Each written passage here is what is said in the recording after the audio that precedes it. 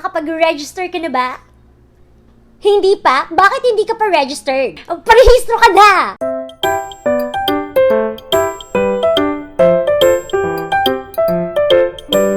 Hi everyone! Welcome back to another vlog. It's been a while. So welcome to another vlog that is a little different from the ones that I have uploaded on this channel. But I think that this one is really important, so I hope that you will indulge me. I want to talk about politics and the upcoming elections in the best way that I know how, through a linguistic lesson. Vote! Do you have any idea what the word vote really means? I am currently learning Bahasa Indonesia and I found out something really interesting about their language. Their word for the word voice is suara. Their word for the word vote is also suara. And I think that's great.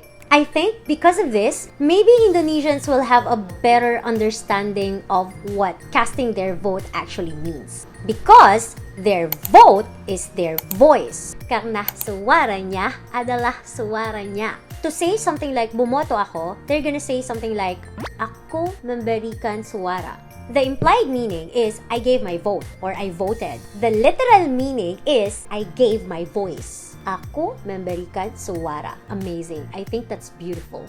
Now for us Filipinos, I couldn't find a Filipino word for the word vote.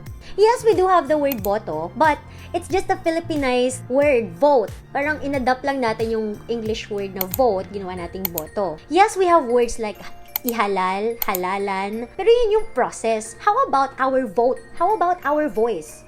We don't even have a word for it. Ever since ever, Filipinos have been robbed off of their voices. What I really want to say here is, when somebody says, boto mo, boses mo, that is not just some fancy election slogan. Boto mo, boses mo. It's the truth. Your vote is your voice. So when it's finally your turn to vote, make sure that you will give your vote or your voice to someone who can actually speak for you. Someone who can really represent you. Please register. Please vote for the upcoming elections. So medyo may kwento ako sa inyo guys. Just recently, I went outside to transfer my voter registration from Isabela to the place where I am staying in. It was a bit of a last-minute decision, but I think that it's really necessary, so I just had to do it. Now, whether you're a first-time applicant or you're just transferring your voter registration record, you're basically going to go through the same process. So how are we going to do this? Step 1. Download and fill out all the necessary forms. So you can either download and print the forms yourself, or you can just ask for them from the OEO, which is Office of the Election Officer. As for me, I opted to download and print the forms on my own, pero ang naging problema ko, hindi ko siya na-print ng back-to-back. I didn't notice right away that the forms should be printed back-to-back. So ang nangyari sa akin, yung forms na dinownload ko at print ko, hindi ko rin nagamit. I still had to ask for the forms from the OEO. By the way guys, yes, all the forms can be downloaded on the COMELEC website, but do not just rely on the information there. Sinasabi ko sa inyo, hindi yun enough. There are so many other things that they're gonna ask for you to provide. So first, of course, you need your forms. Next, you need to provide a valid ID. Ang requirement nila, your ID should reflect your address on that area. Ang problema ko, ang dala kong mga valid ID ay yung PRC license ko at saka yung passport ko. Both IDs do not have my address reflected on them. At yun din ang naging problema ng ibang mga applicants na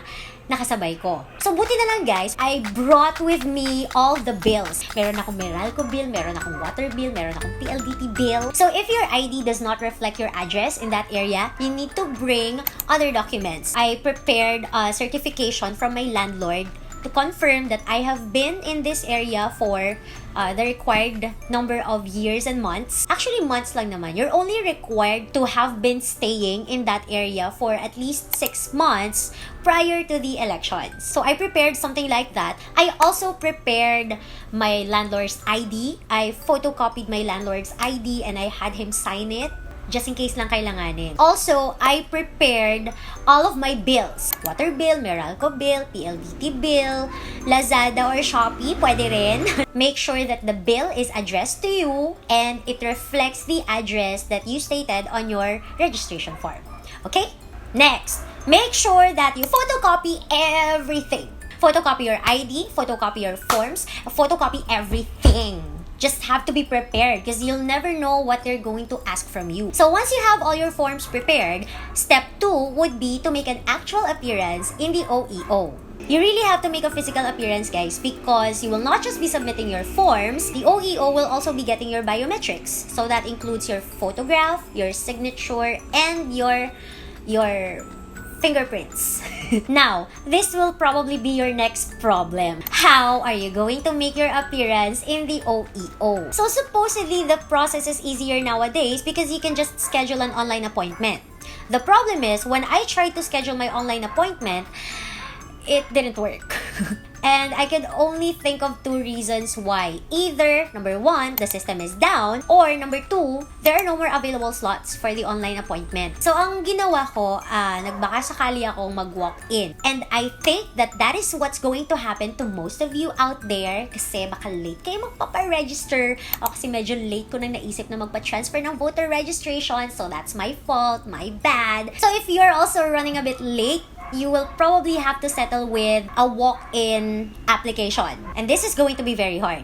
Why? Let me share with you what happened to me. The first time I went to the OEO, I went at around 10 a.m. Because I was thinking 8 o'clock mag-open yung office. Yeah, pero ang nangyari, hindi raw ako umabot sa cut-off. Tapos sabi ng officer, kailangan ko raw talagang pumunta ng maaga. Some applicants would go as early as 3 a.m. 3 a.m. guys, para sa mga walk-in applicants na hindi makapag-schedule ng online appointment. They would come as early as 3 a.m. Noong una hindi ako makapaniwala doon. Sabi ko talaga po 3 a.m. Oh. So on the second day that I tried, hindi pa rin ako umabot. I went at 6 a.m.